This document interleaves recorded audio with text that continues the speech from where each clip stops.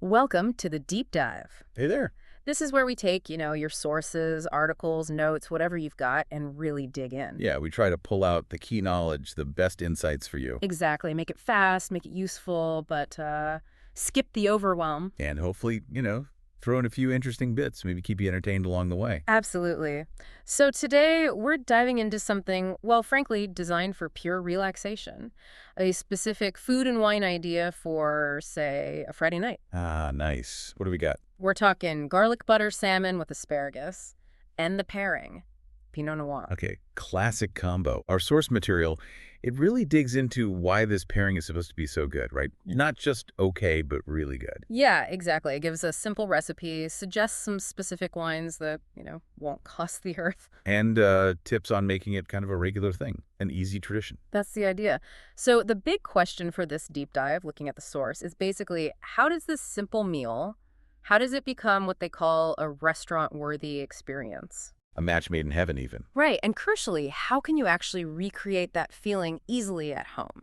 It's a great question because it really gets at how just choosing the right things together can make a simple meal feel, well, special, memorable. Okay, let's talk elevation then. The source is pretty keen on Pinot Noir for this salmon, especially with that garlic butter. What's the magic there? What's going on? Well, the source gets into the flavor science a bit. And what's really key is the acidity in the Pinot Noir. Acidity. Okay. Yeah, it's typically quite bright, quite vibrant. Right. And that's crucial because it, cuts through the richness. From the salmon and the butter. Exactly. It works like a palate cleanser, basically. Yeah. Stops it feeling too heavy or cloying. Yeah. It keeps your taste buds ready for the next bite. Ah, okay. So it's not just flavor on flavor, it's managing the richness. Makes sense. What else makes it this match made in heaven? It's also about how the flavors complement each other. So Pinot Noir, it often has these red berry notes, Right. right? Cherry, raspberry, sometimes a little earthy thing going on. And those flavors, they don't clash with the savory salmon or the asparagus. They actually create this really nice contrast. It's harmonious.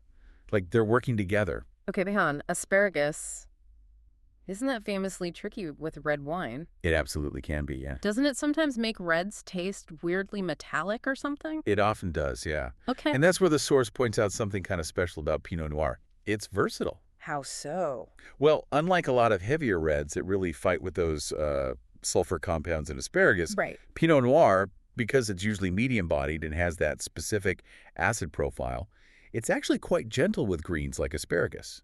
It manages to sort of blend in rather than creating that jarring, unpleasant taste. Huh. Okay, that's a big deal for the specific dish then. It really is a significant win. Right. So you've got acidity for richness, complementary berry flavors, and it doesn't freak out with the asparagus. What about the feel of the wine, texture? Does that play a part? Oh, absolutely. The source definitely highlights the tannins. Tannins, right? That drying feeling you sometimes get. Exactly. But with Pinot Noir, they're typically much softer, smoother, almost velvety sometimes. And that matters because Because really strong, grippy tannins can just totally overpower a delicate fish like salmon. They dominate the texture. So the softer tannins let the salmon still be the star. Precisely. The fish's texture shines through. And I suppose beyond all the chemistry, the source kind of implies Pinot Noir just fits the mood, the relaxation vibe. That's definitely part of it. It's generally seen as, approachable, easy drinking. It just fits that picture the source paints winding down into the week. It really comes back to that core pairing idea. You get it right and everything just tastes better together. Okay, I think we've got a good handle on the why now, the flavor science, the texture.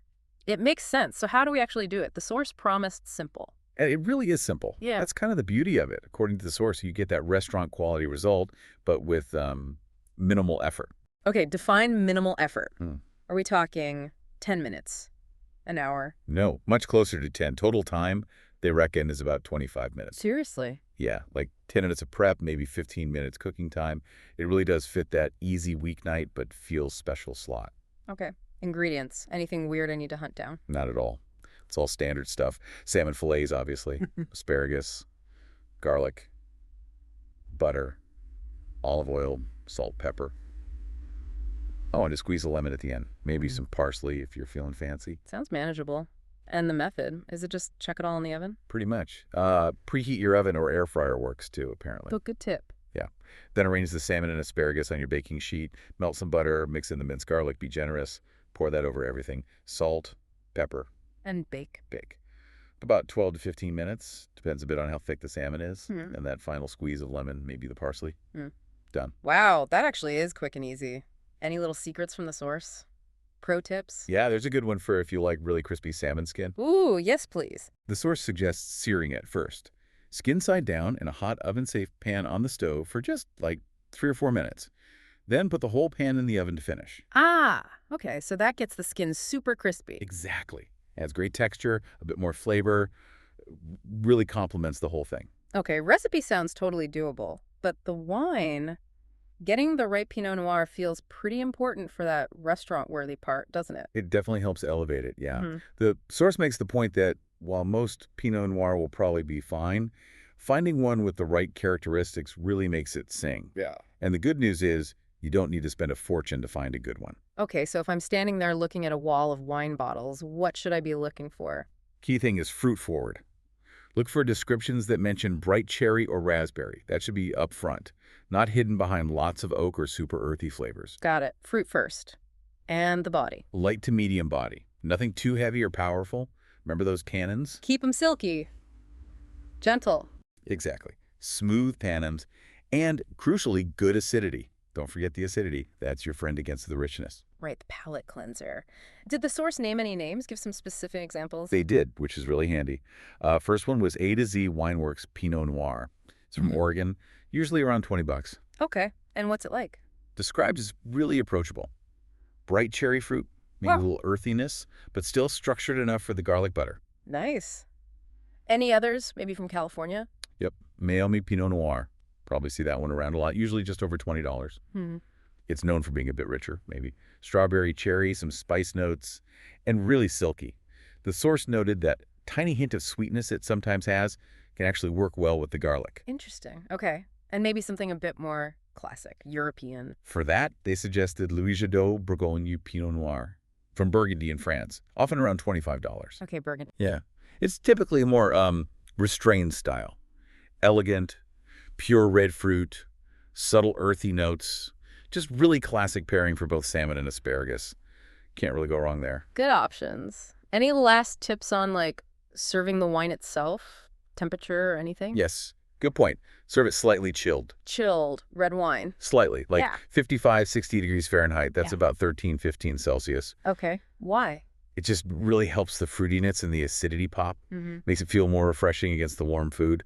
If it's just sitting out at room temperature, check it in the fridge for maybe 20 minutes before you open it. Simple enough. Okay, so we have the pairing science, the easy recipe, how to pick the wine. What about making it even better? Or, mixing things up. Is it flexible? Oh yeah, definitely flexible. Yeah. The source mentions Pinot Noir is pretty forgiving. So bake the salmon, pan-sear it, grill it, air fry it.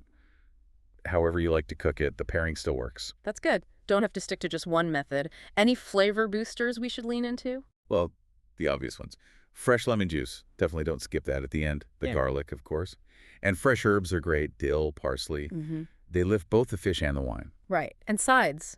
Should we keep them simple? Yeah, generally simple, but, complementary things work best. Okay. The source suggests things like other roasted vegetables, maybe some wild rice or quinoa. Keep it harmonious. Did they list any specific winners for sides? They did, yeah. Let's see. Creamy garlic mashed potatoes were mentioned. The richness kind of bridges the salmon and wine. Sounds good. Lemon herb couscous light, citrusy, lets the wine's fruit shine. Roasted carrots or fennel. That caramelization thing works well with a Pinot. Okay. A simple green salad with a vinaigrette, more acidity, cleanses the palate again. And crucially, crusty bread. Ah, yes. For the garlic butter runoff. It's Essential. Absolutely essential. And just to circle back to that asparagus point, it really is quite unique that this red wine works so well with it. Pinot's specific profile just clicks. It really does sound like a delicious, achievable, kind of special meal. And the source also mentioned turning it into like a regular thing, a Friday night tradition. Exactly. That's moving beyond just the food and wine into creating an experience. The idea is making it a ritual, something you actually look forward to at the end of the week. Building in those little moments of deliberate pleasure. Precisely. And the tips for that are pretty simple, like setting the mood a bit, soft lighting, maybe some chill music. They suggest jazz goes well with Pinot Noir. Nice touch. Maybe using wine glasses you just enjoy holding. They don't have to be expensive, just ones that feel nice. And crucially, paying attention. Yes, being present. Whether you're sharing it or having it solo, the source really emphasizes putting the phone away. Just allowing yourself to actually taste the food, enjoy the wine, savor the moment. It's those little things that turn dinner into, well, a ritual, something restorative. Okay, let's pull this all together then.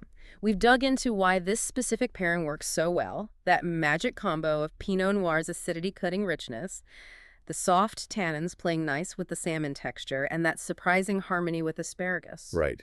And we got the recipe super simple, quick, but delivers big flavor. Feels impressive without the stress. We know what to look for in a Pinot Noir now: fruit-forward, lighter body, smooth tannins, good acidity, and we even have a few solid budget-friendly recommendations. Plus, tips on serving it chilled, simple sides that work, and how flexible the cooking method is. And finally, how to take all that and turn it into more than just dinner, making it a simple, repeatable ritual to look forward to. Yeah, the real takeaway from the source, I think, is that smart food and wine pairing does make everything taste better, sure. But it can also genuinely transform an ordinary moment, like a Friday night dinner, into something special. That restaurant-worthy experience right at home. Finding those reliable little pockets of enjoyment that elevate the everyday. Exactly. Which kind of leaves us with a final thought, doesn't it? For you listening. How could focusing on simple, intentional moments like this, preparing and really savoring a specific meal and wine, become something you rely on? A way to disconnect, recharge? What simple tradition could you maybe start this week to add a little guaranteed pleasure to your routine? Definitely something to chew on, perhaps over some salmon and Pinot this Friday. Sounds like a plan. All right, that wraps up this deep dive. We really hope you found some useful, maybe even delicious insights to make your next meal or your next Friday night feel a little more special.